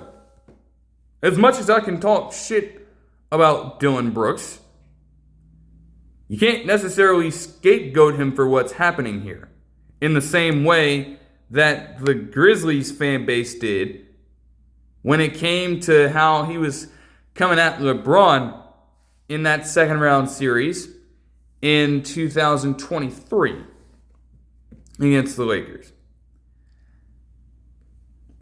You know, that's what it is. What has happened there has already taken place. That's history. Can't possibly do that here. The shit is ridiculous. It's outlandish, but he's going out there and he is performing. Meanwhile, it's been a mixed bag from everyone else. You had a bit better production from Osei Guedaro, and that still didn't help you. Jalen Green had 26 points on 8 of 19 shooting with 6 assists, and that still did not help you. And Devin Booker has been quiet for most of the series. A man who, may I remind you, I said this could be a legacy run for him. And no. This is not going according to plan for him. If this was being viewed as a play for him to alter the conversation around his career outlook. Because 16 points on 6 of 16 shooting is absolutely abnormal for his standards. And overall, the averages do not look great for him on paper. The fouling and the complaint to the refs that he had after the game because of a different scenario involving him getting a tech or unnecessary foul here called on him also doesn't add to that case right now. Especially as these struggles continue to mount and lead to losses for this team. And 2, this man is being paid $71 million per year on a 2-year contract extension. $71 million a year on a 2-year contract extension. And he isn't even, in some of these games, the 3rd or 4th most impactful player on the floor, let alone his own damn team. That's a problem. And all I'm saying is, with Suns and Thunder also facing off tonight, if they want to save their season, teams do not come back down from 0-3. If they want to save their season, Devin Booker better step the hell up right now and get the job done out there. He has to go all out in this game. I don't care what it takes, because I'll be damned that in an elimination game with you, Devin Booker, you allow Dylan Brooks or Jalen Green to outshoot you in this series. And in this game, I don't give a shit. You have got to step it up, because you cannot go out like that. They need you to step up. In general. And as for the Thunder, like I said, Shai Gilgeous-Alexander had a very smooth performance where he didn't even need to rely on free throws all that much. The man, as you have to say, is just pure shot making. That man was doing everything out there on the court, dude. Just smooth, silky jumpers and beautiful finishes off the glass all game long. And that's what you would expect with him being more of a slashing guard. Still, to this extent, you don't always see it. Apparently, he put up the most efficient 40-point game in the playoffs by a guard, going for 42 points in this game and 8 assists along with 4 rebounds on 15 of 18 shooting from the field and 11 of 12 shooting from the free throw line. He also made a three-pointer for good measure. Whatever shot he wanted out there, he was getting. And when Shai Gilgeous-Alexander reaches that zone, it is hard for you to truly stop him. He's one of the more unguardable players in the league as it is, especially when you combine his propensity to draw contact. That kind of efficiency right there is truly elite. And if you have any player pulling that off, there are honestly no game plans for that. You're expecting people to miss a good amount of their shots, and he only comes away with missing as many shots from the field as he had turnovers in this game, with 3. There's not much a team can do about that. They forced everyone else as well into a little bit of a lesser role here. And those players still, despite the varying numbers here, stepped up in their own ways and had Chet Holmgren and Alex Caruso go for 10 and 13 points respectively. And AJ Mitchell did shoot 5 of 20 from the field, but had 15 points and 6 rebounds in the start for this game. So even on days where it's not looking too optimal for the team as a whole, and you don't have multiple players here just going for 15 and 20 points, you can still lean back on Shai Gilgeous-Alexander to be the equalizer and do that shit for you. And so that's another layer where you can truly say that the Suns are fucked.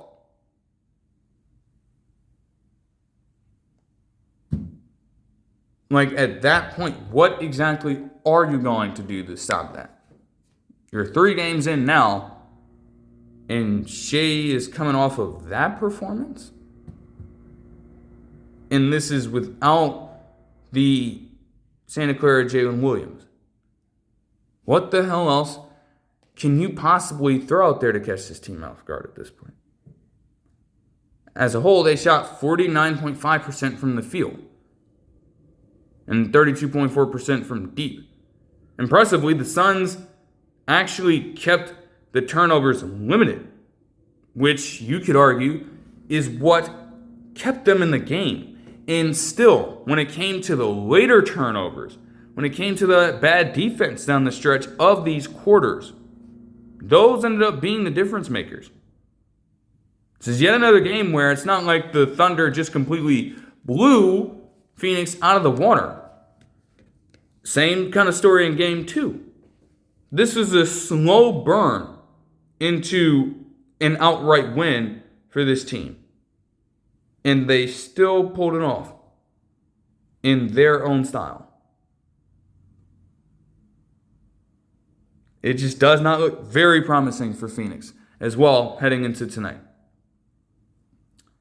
But that'll do it for this one. I hope you guys enjoyed the video, and I'll see you guys in the next one. Peace.